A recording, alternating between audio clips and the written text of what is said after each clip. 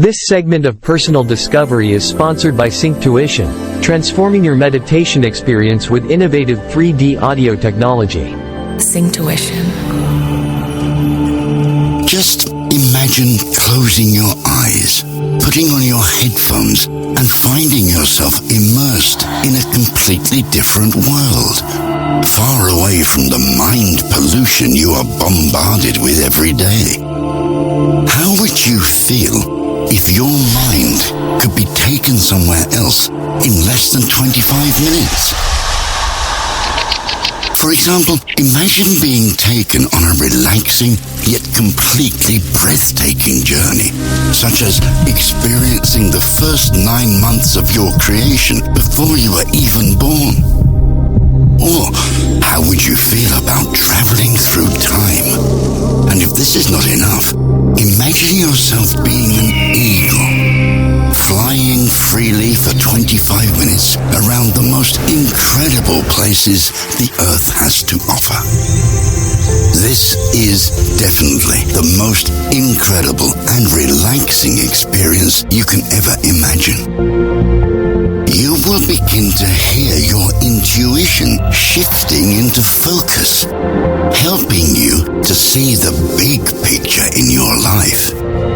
You will be able to use this picture like a map, plotting your course through life and helping you to discover the treasures of happiness, self-knowledge, and a true sense of purpose. Each track is a journey that will reveal only a tiny part of the map.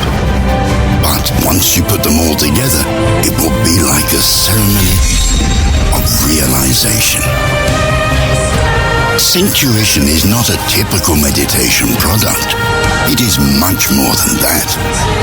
It is a powerful tool that will take you on a magnificent journey of self-discovery. It is time you finally listen to yourself.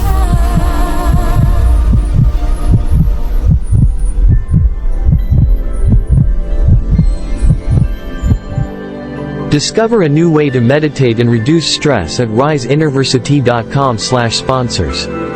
Let Synctuition be your guide to inner tranquility.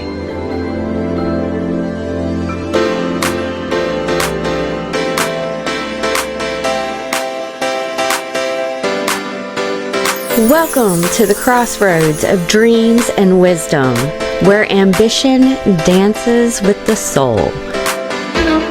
You're listening to The Balanced Visionary, aligning ambition with soulful success. I'm Jen, your guide on this journey of self-discovery and achievement. Each week we'll explore the paths of personal growth, spiritual depth, and professional triumphs.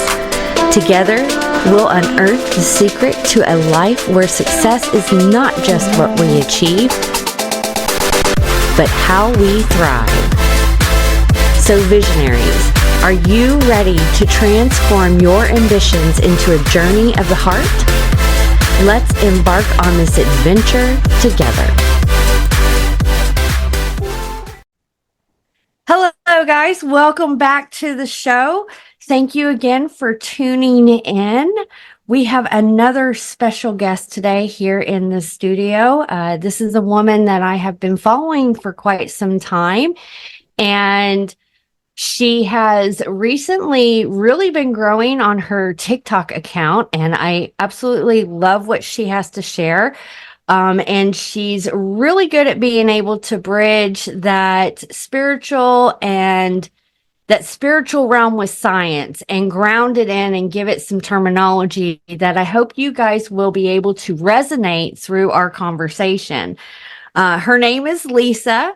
She is an intuitive, and she works within the quantum physics realm and with the plasma, and she likes to, it's like bridging the spiritual with the science, with what she talks about.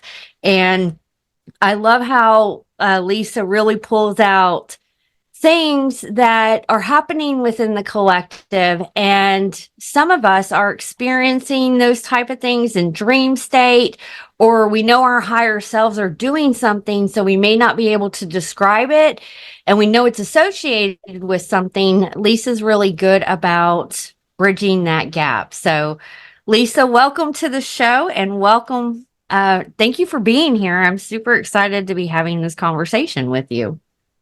Thank you for having me. Me too. This is going to be very, very, very fruitful. I can tell already. Yes. Why don't you tell us a little bit about yourself? I know a little bit about your story, but some of my followers may not, and how you started. You really started sharing your message on TikTok. That's how we're friends on Facebook, and I had come across you on TikTok, and I've seen you grow, and I absolutely just love how you share your stuff, and I love your responses to the trolls too. You always have an epic response, and you give them a different perception on how to view things. Okay, thank you. Yeah, that's fun. I love trolling the trolls back. Okay, so I came up I was born in '76, and I was raised by professional country musicians. And I was moved through the Arkansas, Louisiana corridor, where we now know, thanks to Kathy O'Brien, a lot of really dodgy and unnatural things were happening within the country music industry during those years, and specifically to the children within those families. So I have a lot of missing time as a child. My father was a very, very abusive, and he was inappropriate with children type thing. So, my story is, I went through some harrowing things in my childhood, but I don't really focus a lot on that. But it definitely helped mold me into what I am. And Can I chime on real quick? Yeah, go for it. That's another reason why I love following you, because I think a lot of us who are stepping into a greater role, we have that horrific, something happened to us in childhood. And when I started connecting the dots, my first reaction was, I can't dwell on this. What's the next step to move forward from it? And I like that you do that because I do see some people that may be out sharing their story. They're still trapped in that story. I sometimes schedule calls with people, and then we do just kind of give my intuitive perspective on what their situation is. And I find, I'm going to say 98% of the time, the people that I speak to are trapped in those loops from the past. They're trapped in them, and they don't know how to, it's like they just keep playing the same record over and over because their consciousness is the needle. And so your etheric body is like the record, and your experiences put like grooves on the record. So there's grooves on the energy body that play a certain song. And the song, when the people have been traumatized and brutalized, the song is trauma, fear, pain, anxiety, trauma, fear, pain, anxiety, as long as their consciousness is attuned to those grooves within their etheric body. So it's very hard to get someone out of the loop because we have to shift our consciousness, because our consciousness is the needle that chooses which songs we hear. So I find that often that people are stuck in loops, and I just didn't want to be in the loop anymore because I didn't create those grooves in my etheric body in a way. Physically, my body did have reactions and had bursts, but I basically didn't get to write those songs. Somebody else wrote that and then attuned me to it. And then I just decided I don't want to be attuned to that song anymore. I want to choose. I want to write the song. I want to write the music. I want to attune my consciousness to a different song because I don't want to live and die a captive of this trauma. Fuck that. I don't want to do that because now I'm surrendering using my free will as a grown up. Now, before when they traumatized me, I had no choice and it was horrible, but I have a choice now. And I feel like having choices is a superpower. So it is difficult to get out of the loop, but you can always choose to do it. You need to make a meme that says having a choice is a superpower. Seriously. It is.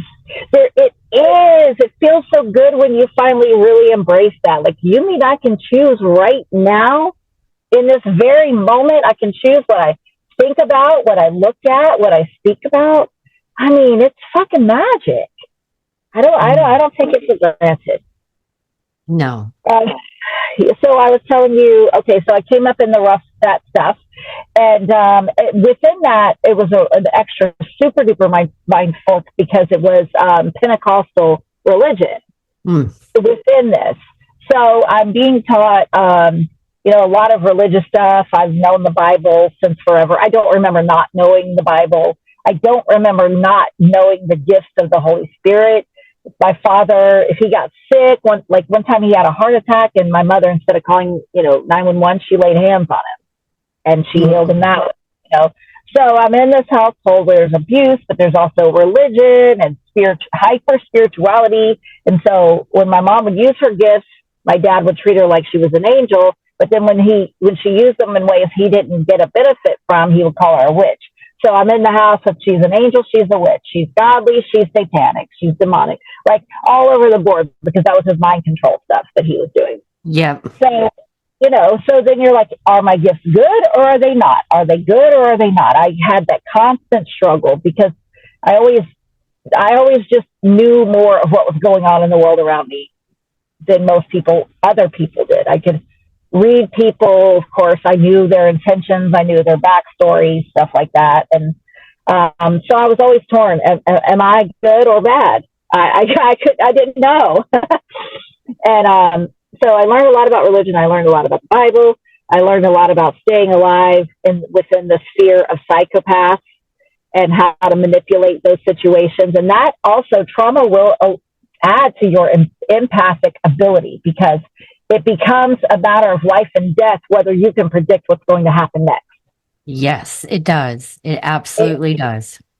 And how you can navigate the situation depends on how if you can get a jump in any part of it, then you get a little advantage where you can, and you become.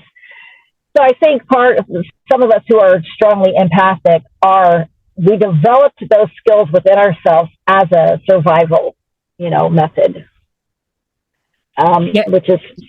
I just had that I just had that realization recently, when I've had, a lot of family stuff in all sorts of directions come up in my life. And it's like I'm putting out these fires, but I'm being mindful of it because it's family stuff that I haven't had to deal with in a long time. So I'm paying attention to my trauma responses.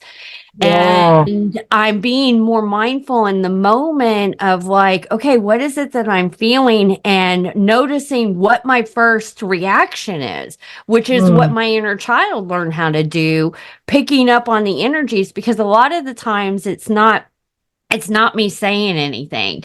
I'm really big into human design. I would love to talk to you about that at another time, because I think that you would see it the way that I see it. But it's in the moment, it's learning like how our body is responding to the situation without saying anything, just like observing the energy, reading the energy.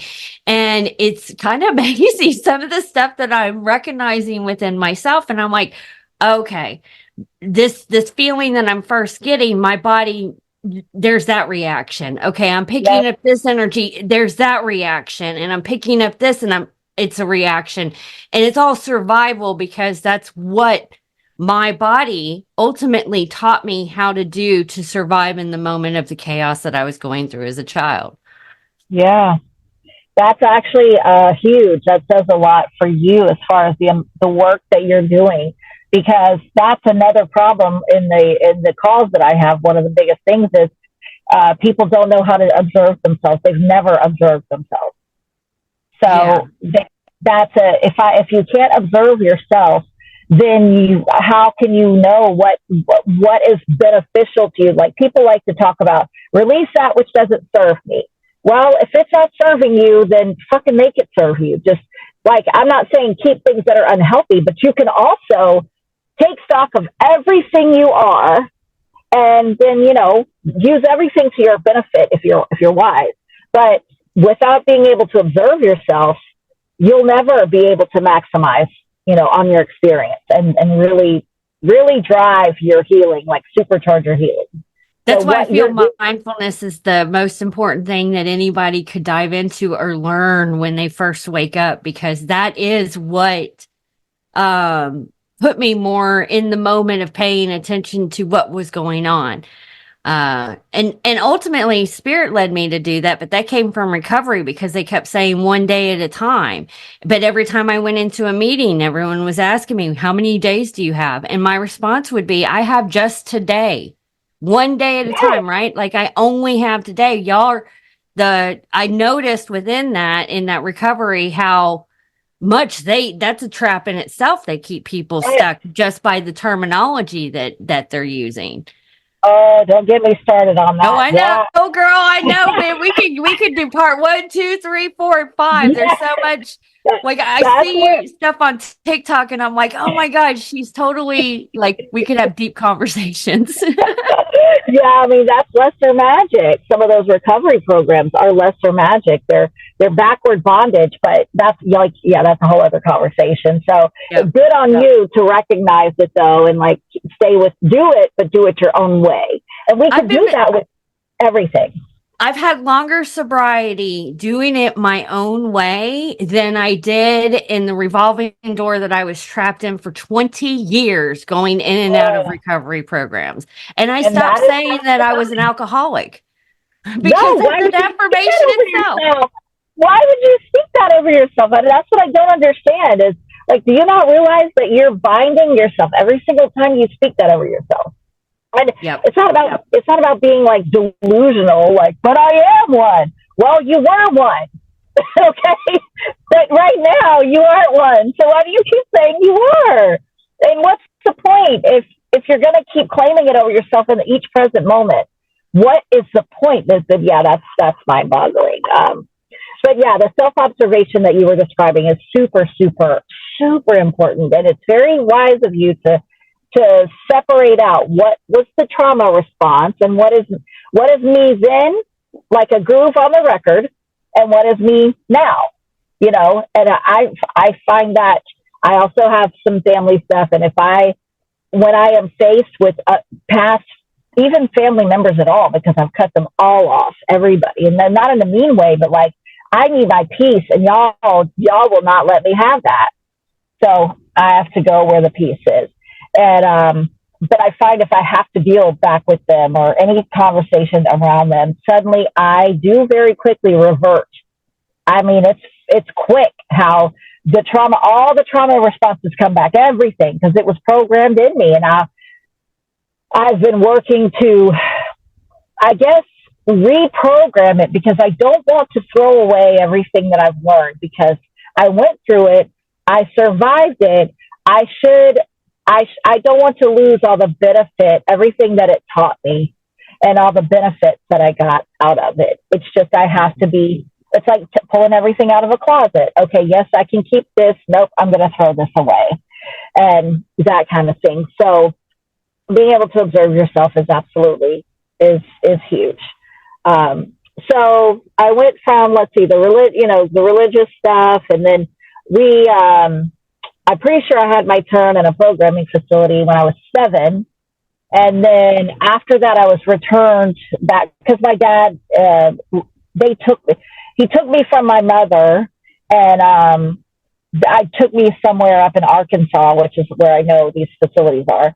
And I don't remember at all any of the time that I was with them until they dropped me off on a porch where my mother had moved to in Arkansas, and no one was home. So they just dropped me off on a porch at 7 years old by myself to, just wait for someone to come home. And I was just, all of it's in my blur. I don't know what happened, but I'm pretty sure they did some really super duper gnarly shit to me.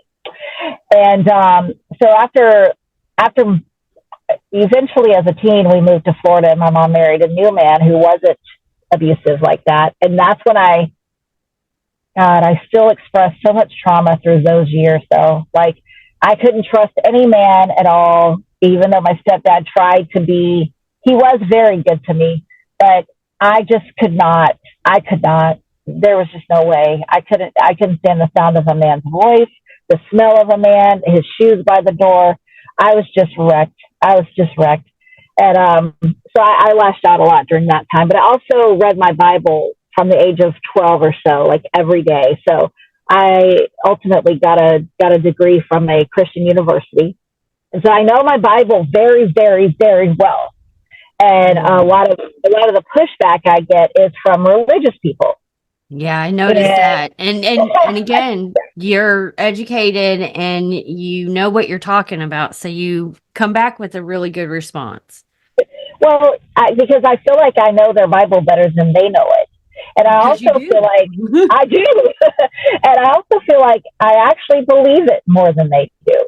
Now, I don't believe in it from a religious perspective, but when I read it, because, okay, so I worked with my gifts for a lot of my life, but then in I'm going to say my late 20s, the world had just completely kicked my ass in every way. And I was a single mother of 4, and I literally arrived at a point where I had no food in the house to feed them, not a piece of rice. I had nothing. And ironically, the very next day after the day that I broke down and completely crumbled, and not being able to take care of my children was more than I could handle. My body, spirit just completely collapsed. And the very next day, I won't bore you with the story, but I meet a man who decides he's going to save us. And he's got money, and he's like, my friend takes me out for drinks, and he comes directly up to me at the bar. And like, we had an appointment, and he's like, hey, what's your name? Yep. Okay. I'm your new, like, I'm it. I've got plenty of money. What do you guys need? So I didn't think about how weird that was till many, many years later. But his father, he was 20 years older than me, but his father had built the first supercomputer for the United States. He had the highest clearances that you can get. He worked out at White Sands, and he was at the Marshall Islands when they were doing experiments out there. His father was. So I questioned, his arrival as my, knight in shining armor into my life. I questioned how scripted that was. But while I was with him, I shut down all my gifts. I had quit. I was like, obviously everything that I am is wrong and stupid and ugly and useless, and I need someone else to tell me what to be, because I'm clearly a shithead. I can't do it. And so during my marriage with him, it was very traumatizing in other ways. But what I learned is that I absolutely can trust my gifts. Ironically, when he tried to shut them all down and tried to call me crazy and tried to medicate me and discourage me from using my gifts, I had said, okay, I'm going to surrender them. But the more he did that, the more that I could intuit things, and then the more those things would be real, would be true. And then the more I saw the fruit of his actions, I saw what his ways produced. And I didn't want to produce those things. So I thought, I don't want to repeat the things that produce the things that I don't want. So ultimately, it encouraged me to get set back into my gifts. Ultimately, after a long story. But when I started to say, okay, yes, I do have these gifts. Yes, they are real. Yes, there's something real here about it. That's when I said, okay, if I'm going to start using my gifts, then I want to understand scientifically what is happening to me. There's other humans. Why isn't it happening to them? Why is it happening to me? And so that's when I started going down the electric universe path, and the plasma nature of the world that we're in, and then quantum physics, and then molecular science and cellular biology. And when I started studying, what I did was I built beneath me a foundation where I'm certain of what I am, and I can also prove it scientifically. And you can fork off if you want to make fun of me and say that I'm making things up because you don't understand some science that's going on. Because everything that we do is very, very explainable scientifically. So that's it absolutely is. That's why I love human design, because it's the blueprint of what our avatar is.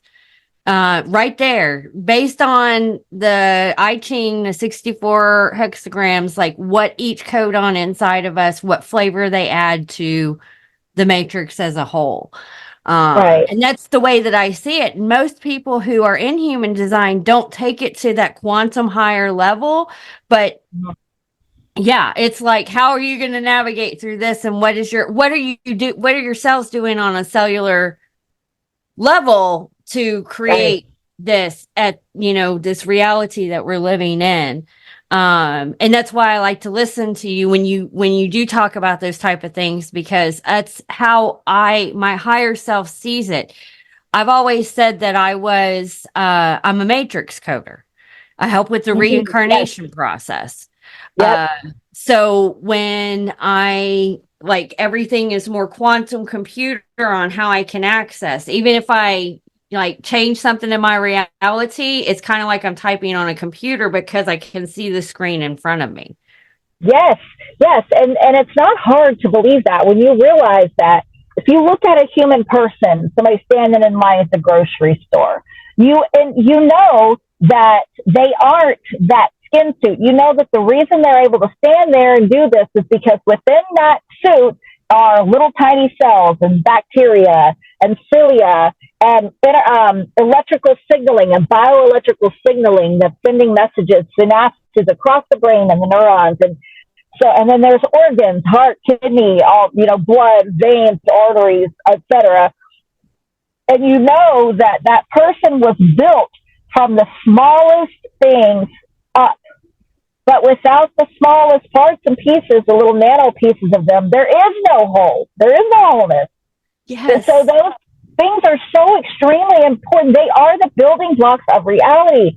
So just like the physical suit, the vessel has building blocks, the reality itself has building blocks. It is a collection of energies and cells and quanta and bacteria, everything.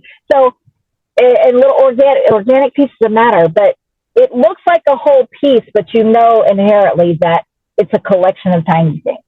And that, when you realize that is true, that is scientific, that is provable, then you realize, okay, then I can affect the tiny things. I can see how my consciousness creates my world. Again, how my consciousness as the needle plays the music on the etheric records around me. So then it makes perfect sense that I can affect this world around me. Why couldn't I? I already have. Everything that I'm experiencing is what I've already created. So I know that I can create it. So why don't I just try to create something better?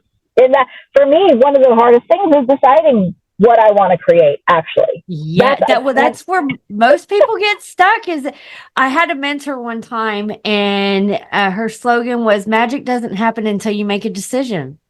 And it's so true. Nothing happens until after you make the decision, but the struggle is making a decision, because in that process, if you're not embodying confidence and you're not trusting yourself, you go through this back and forth train wreck in your head trying to justify just making the decision of what you're going to do.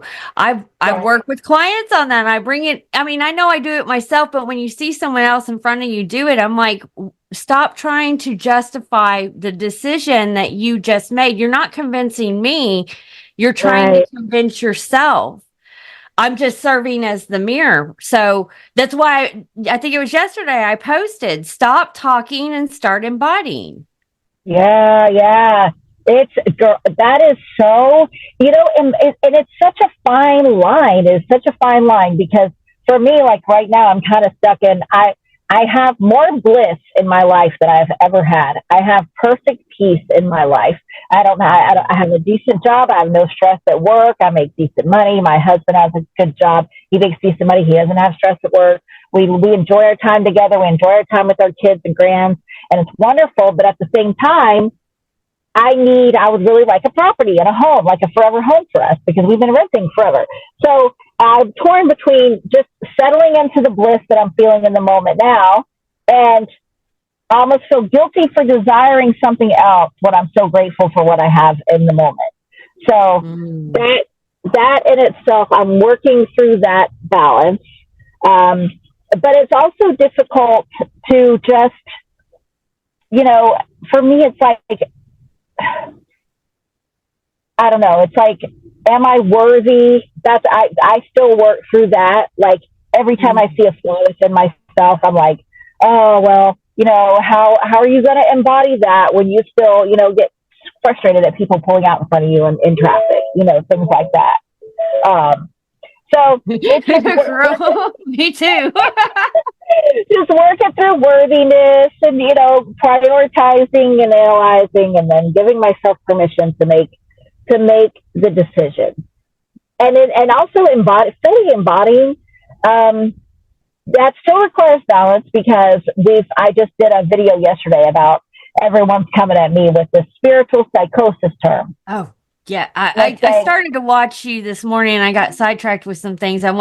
You brought that to my attention. So I like to go see what the narrative is that the collective is doing. And I think one of the ladies that they brought out when I searched it was in Houston, actually. Yeah. And that's where I'm at. And I was like, oh gosh, here we go with this spiritual psychosis thing now. Well, what happened? It was because a woman made a video where she's crying. She's got big tears flowing down her face, and she had seen something bad coming to Dallas. And she was trying to warn the people of Dallas. And ironically, I had personally received messages from other remote viewers who warned me and told me something's coming to Dallas privately. So the only reason I paid attention to this woman is I'm like, what's she talking about Dallas? This will be the third time I've heard it in a day. So that's when I was like, okay, there's probably something to this then, because it looks like it came to several people. This information, it'll come down and then just whoever absorbs it and announces it just, anybody can take it. Saying that. Some people take it so personal. That's my information. No, it's not. It's coming down from the collective. It's coming down from above. Right. It's an update that is available, and some people pick it up and some people don't. And I've seen it with myself. For so many years, I would kind of swipe off the messages I was getting. I would swipe off even business ideas I would get. Like I would get all this extra information and ideas. And I knew some of it I was supposed to be telling people about, but I was so afraid of doing that. I was so afraid of being seen like I was crazy. I wouldn't share the message. And 100% of the time, I end up hearing somebody else teaching the entire message, the entire thing that I had received. They create a whole model out of it, like a whole business model out of it. So copyright it. Copyright it. Patent it. Yeah, man, come on. That's the one thing I have no desire to. I just want to share my whole heart and soul, what I see, what I feel, and I hope that it helps people. But when you're trying to embody it, you have to remember balance. So this woman with the message about balance, she was embodying it fully, and I know exactly what that feels like, and I know what it feels like to get a message that overtakes everything about you. And they come in so intently because this is something that you need to listen to. This is your body and your so-called higher self. It's your plasma filament, the plasma filament structures that are attuned to higher light codes. Whenever those filaments fire up, PHYRE, when they light up with this beautiful, it's like an etheric gas or like a pheromone. When they light up, they kind of open like a lotus and they receive these light codes. And they're very nano, shadows of a filament structures in your energy body and even in your physical body. So when they're attuned to light codes, a light code will come down, they will open up and receive it. And when that light comes into the body, it's head to toe, wall to wall, floor to ceiling, all the way around the round. Your whole body feels it, and that's how you know it is a message from the higher place. It is a divine message. And so if you speak during the moments when your whole body is lit up, then you do come across hysterical. And so I've had to learn that, okay, God, like I'll have things wash over me for days and days at a time, and I feel so inspired and I want to share that I know if I speak right now, this intensity within me is going to express itself, and people don't know how to interpret intensity and authenticity and just pureness of thought and heart and message. When they see that, especially from a woman, they just call it hysteria. They're like, is it your uterus? Is your uterus hysterical right now? Like, they just don't know how to see it for what it is. A full-hearted person giving a full-hearted message. It just comes across as spiritual psychosis because people don't know what they're looking at. So I hate that I have to I have to wait until all of the inspiration kind of passes and I know that I can speak in a sensible manner about the situation. I don't like that I have to do that. I want to go full blast. I want to give you the fire with the message. But I've just learned to be careful with that because people don't know how to see that. So I don't think she was undergoing spiritual psychosis, but unfortunately the collective, the ones who are ignorant, who don't understand how things work, they now have a term. It's just like the term narcissist. When everybody learned what a narcissist was, everybody became a narcissist. Yes, exactly. And it's ultimately like, even when I got on, after watching your video, I went and I, searched on TikTok and all this other stuff was coming up. And it really goes back to like why I created this podcast. It has a lot to do with the not balancing. And you are exactly correct. It is waiting because I have messages like that too. And at the very beginning, when I was blasted wide open and all this stuff was coming through me, it is a lot. It's a lot if your vessel's not ready to handle that frequency. It's just like your radio is picking up on that message. I love how you said the record. It is all like a radio. It's like a CB radio too when those messages are coming on. Some people are not dialed into channel 10. And some people are. And then they pick it up. And when they haven't experienced that before, it can get overwhelming. So when they do try to share with people, it comes off. Well, one, a lot of the people that are listening to the message are not dialed into 10. Me and you were dialed into 10, where we can see through, okay, now we know what's happening. But they just need to take a step back and change what channel they're on to be able to receive the message instead of just automatically discrediting it. There is a lot of stuff out there to discredit, but I find truth in a lot of the stuff that people are even discrediting. I'm like, okay, I can see where that person's coming from or what they're saying. Right. Well, because everyone's like, oh, I'm going to catch them. Oh, that's false light. That's definitely false. That's a false light. And, they're fear mongering. Those are two things that drive me up the wall, saying that someone's fear mongering. Okay. So the way that I see us, I see our collective. Okay. We are the Christed warriors. Christed is a code, is a lattice work. It's a sacred geometry that runs in your energy body. Okay. So we're the Christed ones. We left our home in the heavens and we came down here and we took these bodies to live in this shit ass experience. And I'm a warrior. I'm a top warrior. I know that I am. I feel it in my body. I feel it in my soul. I'm a warrior. I look at others. I see you're a warrior. You're a bomb ass bitch. Like, why are you shouldn't be afraid of anything. And so out of one side of their mouth, some of these teachers will say, we're Christed. We're here to do this work. We're anointed, etc. And the very other side of their mouth, they will get on there and say, so-and-so is fear-mongering you. So you mean to tell me that I'm a Christed one and I'm an infinite freaking cosmic warrior soldier. And you mean to tell me that you believe that now I cannot handle listening to words. I should be so concerned about words that if they cause me to feel any fear, that means someone else is fear-mongering me.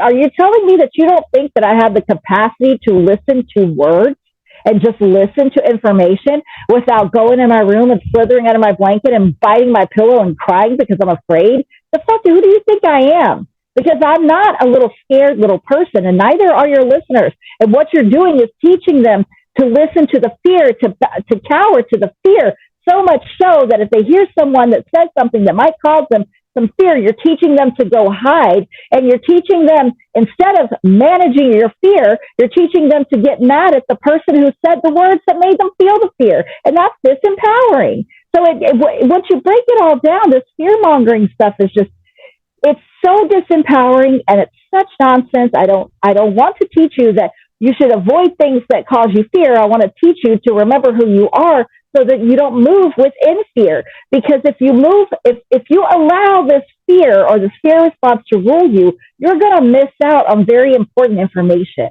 very important data that you will need. But, and why are you teaching people that they should cower and bow to their fear? Work with it, look at it, manage it. Now we can practice right now managing our fear, because shit's only going to get weirder and weirder and weirder. And if you've got a whole mass of people that you've been teaching them to avoid things that cause them fear, instead of teaching them how to manage the fear, then you've done a disservice to your followers. And that's my 2 cents. Sorry, I got on a rant. No, rant away, man. You are saying so much that I just resonate with. Yes, I went through a period of that, at the very beginning, diving into all this stuff. And, recently I had realized I do a course where I talk about RAS, the reticular activating system in our brain, and how that's the secretary in your head, and how you put her on alert to notice these things. So when you are in that stage, and it is, guys, you can go through the stage that if you're noticing all the fear, well, RAS is just going to pick it up. And let me tell you something, you can pick it up in everything in this fucking container right now. And what it made me is I became a prisoner to I created my own jail cell, really, my own prison, because I was shutting myself out. And then I had to remind myself, well, fuck, part of the reason I came down here too was to live. Right. And it's not living when you are focusing on all the fear. So now when I see the fear, I'm like, oh, we're going to transmute that shit. Let's go. And transmute it. And then let's move to a higher timeline. But there's so many different psyops, guys. And those psyops can run with inside of ourselves. And we create them ourselves too. That it's so easy to get caught in that pocket of one. Yes. Yes. So it is, yes, rant away, girl. This is why I wanted to have you on the show, because we need to share this information that it is there. It is everywhere, but you are a powerful being. Thank you. I just get me fired up too. Because I want us to, again, I see us as the warriors we are. We are not soft-handed, yes, we love, of course we love, but we are savage. We brought our savagery here to handle business, and it hurts my heart when I see people telling other people, you're being fear-mongered. Please think about what you're saying. Please think about it. I know where they get the ideas from. It's just like everything else. It's just the false light, same thing. That person's false light. No. You interpreted them as light to begin with, and perhaps you were incorrect. Or maybe you were correct. Maybe you saw those little bits and pieces of light in them, but maybe they're running distortions. So maybe they are light, but they're running these distortions from this matrix program that they haven't worked through yet. It doesn't mean they're false light. That's not even a thing. That's not even a thing, actually. It's just if you see some light in them, it's your interpretation of what they are. It's not what they are. It's always your interpretation of what they are. So if you interpreted them as pure light to begin with, and then you found out that they've got some distortions and maybe teach you some weird shit, then it's okay, then people like to start calling them false light. Why are you putting your misconception on, assigning it to that person? Whatever someone is, whatever your interpretation of someone is, that is constructed inside of you, not them. So we waste a lot of time with saying some leaders are fear-mongering, or some leaders are false light, or some people are they're lying to you. They're just lying to you. There could be several things. Maybe they're lying knowingly, but probably not. Probably they're saying what they believe to be true based on their current settings, which are not the same as your current settings, and that's why it doesn't feel true to you. But that doesn't mean they are overtly lying. It means they're at some place on the journey, and again, your needles are on different parts of the record. So they're listening to one song, you're listening to another song. That doesn't mean they're liars. It doesn't mean that they're trying to fool people and mislead the masses. Some people are trying to do that, but you'll never, from person to person to person to person that you're going to come across in a day, you cannot focus your attention on what they are going to do you're far better off focusing your attention on what you are and what you are going to do. So you trust yourself to move throughout a day with the highest discernment. You trust that if something feels right for you, that I will follow it. If it doesn't, it doesn't mean that I need to be mad at that person. It doesn't mean that I need to start making videos calling them out. That drives me insane. We waste time doing that. Just move the fuck on. Literally, just turn the motherfucking page. It becomes a trend. As soon as one person does it, then a group of them will all jump on the same bandwagon, and it's just clickbait to get views and stuff like that. But are you helping the situation? And right, and you're because the reason to do it is so that you could get clout, and at the same time you can feel better about yourself because somewhere in you is some jealousy towards that person who has a following that you feel like you need to call out now. And it doesn't nowadays when I see someone calling out or like, I'm gonna expose this or that teacher. When I see that, I am very turned off by the person doing the exposing. And again, in some situations, I know that the person is rotten and like maybe people do need to know of their potential. Like if they're taking advantage of people like physically, like sexually or something like that. But if it's just a person who's teaching but you have determined don't match your beliefs, well, it says far more about you than it does them if you're going to go quote air quotes exposing everybody. And also somewhere in my history, not in this life here, all I know, because I remember a lot of my past life experiences, I know that at some point I built a weapon that I found myself on the receiving end of. So, careful building weapons. I always say be careful building gallows because you may find yourself swinging from them, from your own gallows. And that is from Esther in the Bible. The story of Esther where Haman, the guy that wanted to kill all the JEWSs, I don't know if I can say that. I don't know how that would go down. But anyway, he wanted to kill them in the book of Esther, and he built special gallows to unalive all these people of this specific religion. And then ultimately the script got flipped, and he ended up hanging from that gallows. Interesting. It's so fun. It's so interesting you said Esther because I'm going through and rereading and refreshing my memory from certain stories of the Bible that I'm being drawn to, and Esther was next on my list. Oh, well, it's a little short book.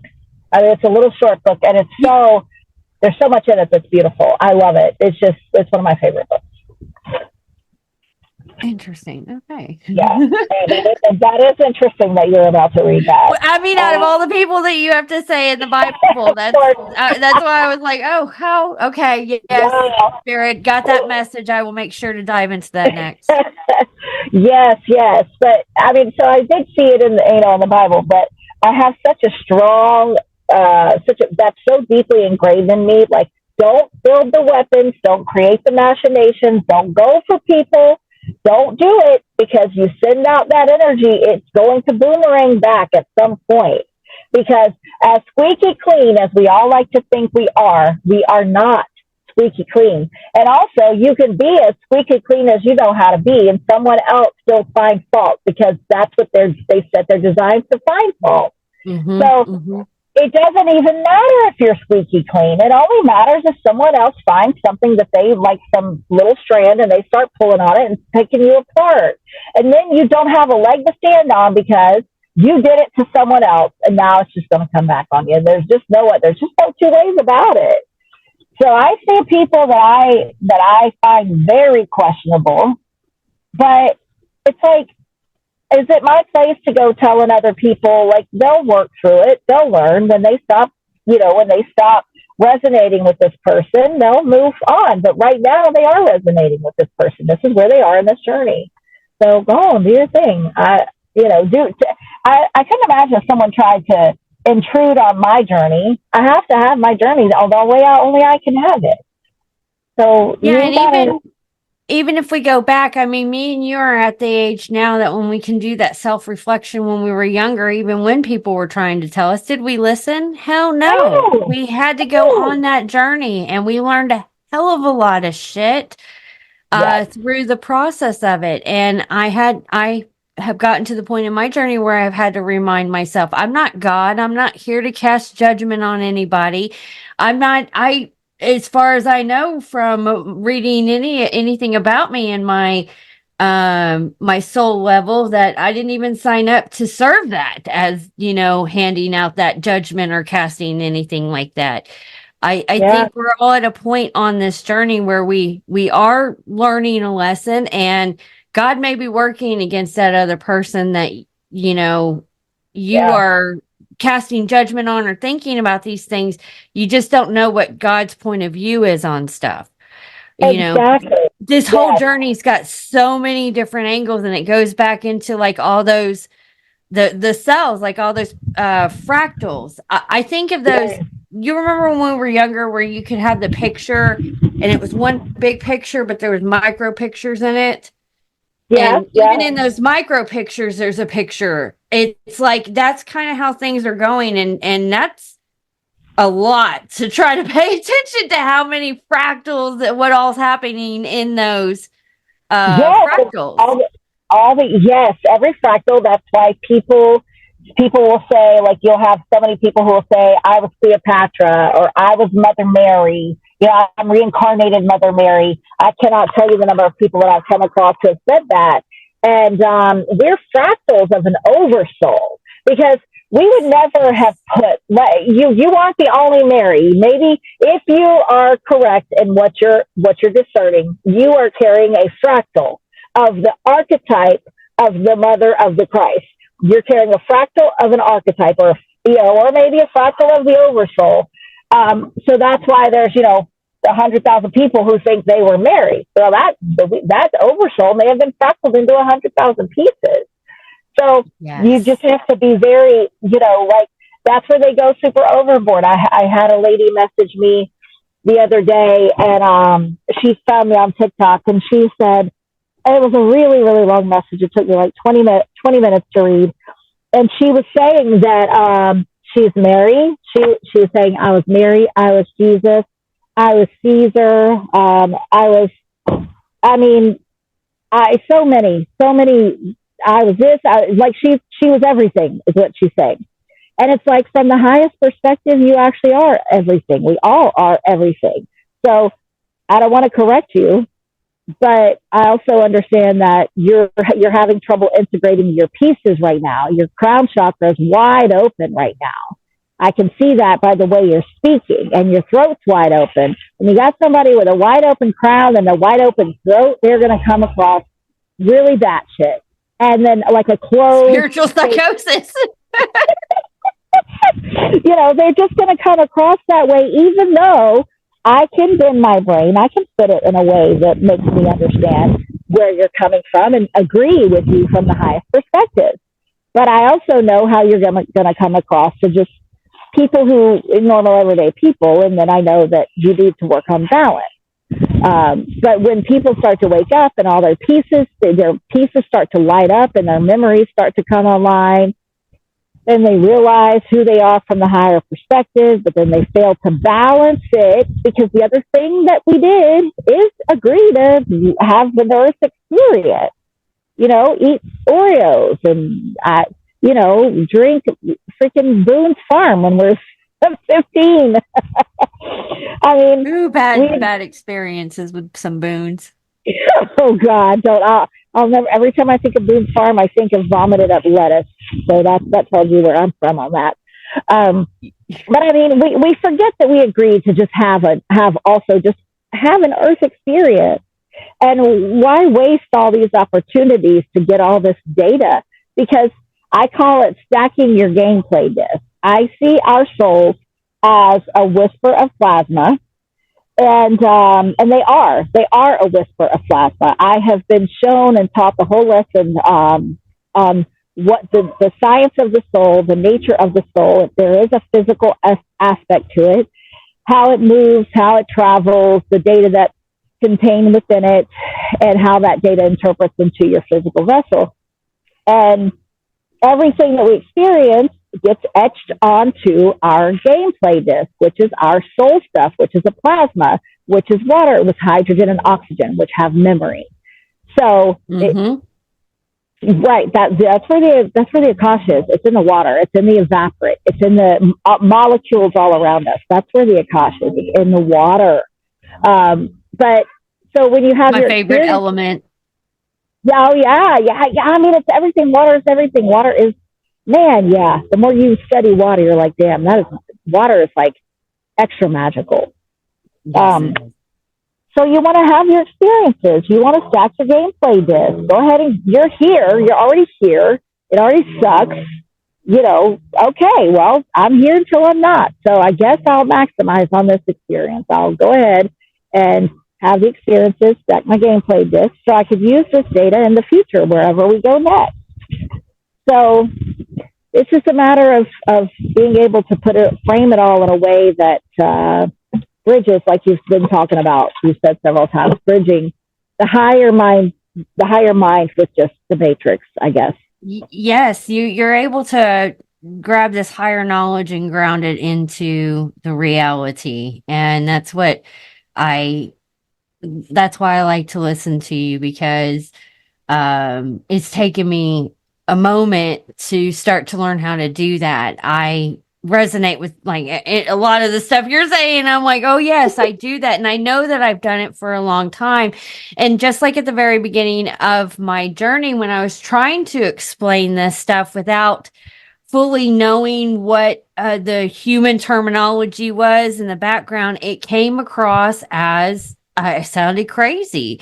And so going back to the beginning of our conversation, like even I noticed that I was learning intuitively, empathically, what to say and what not to say.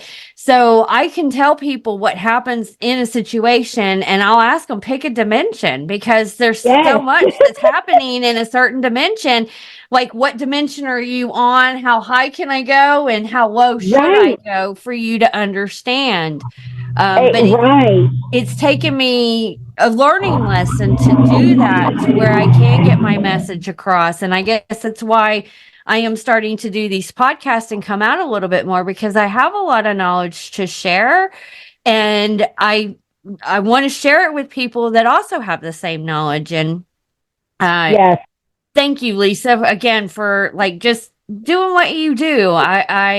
You're one of the first person that pops up on my TikTok, and I get so excited to see what you're talking about today and your perception, because you get that higher level, and people who do speak at a higher level, it's kind of nice when you can find someone on your frequency. Yes, and someone who's just genuine, like actually just genuine. And when I very first started my TikTok, one of the hashtags I almost always use is "Let's get practical," because something that I had been seeing as I was waking up and accepting myself and learning how to work with all the higher perspectives, I would notice that I couldn't come across anybody who was a bridge. I couldn't come across anybody who said things that were like actionable. Like, what is actionable? What can I do? Like, put this in a practical wording where I know how to actually apply it to my everyday life. Like you said, embody it. People would talk about all of these conceptual and abstract things, but not put it in a way that made any kind of sense to make it applicable in the third dimension, which that's where that's where my physical vessel is in the moment. So my biggest thing has been to make it make sense, to make it applicable, and just make it practical and be a real person. Because a lot of these people, they act like they've got it so much more together than they actually do. And I know that they don't, because they're humans. And I know that, sometimes you're walking through the kitchen, scratching your butt and farting. I know you are, because you're just a human. So stop putting on like you're perfect and you got it all together. No, you don't. Share the parts that you do know, honestly, but then be honest about what you don't know and let someone else take that niche. And then share openly across everybody. And that's how we'll move, forward faster. Great messages. Yeah, we've been on for about an hour. Do you have anything else that you want to share? I mean, I could talk to you longer, girl, but yeah, I mean, yeah, maybe not right now. Not right now. I got to let my husband go to bed. He stayed up. I got my grandkids right now, and he works. He's on nights, and he usually goes to bed about 10 o'clock. But he stayed awake for me so I could do this call. So I need to let him go to sleep. But yeah, we'll do it again, and we'll get down into, if you want to get down in the nitty gritty about the scientific side. I would love to do one like that. Oh yes, and okay. I'll talk to you another time about human design and kind of crash course you on that and see what percolates, what comes up. But yes, I love the science of it. So we will definitely, guys, we will do a part 2. Lisa can be found. She is on Facebook, but she's really going on TikTok. She's her handle is Eve on Command. I'll make sure to include that link down below if you want to find her, message her, reach out to her, listen, go through her content, guys. And if it resonates and you're struggling or anything like that, send her a message. And she's another beautiful visionary who's here to help transition into this new world that we are starting to create ourselves. Okay. And that starts by being mindful in the moment and going through what you're thinking, what you're doing, paying attention, and just getting really honest with yourself is really the foundational thing. Most people can't be honest with other people. It's even harder being honest with yourself. That's so true. Yes, it is. So, all right. Well, thank you for joining us. All right. Thank you for having me. We'll talk soon. Okay. Okay. All right. Bye.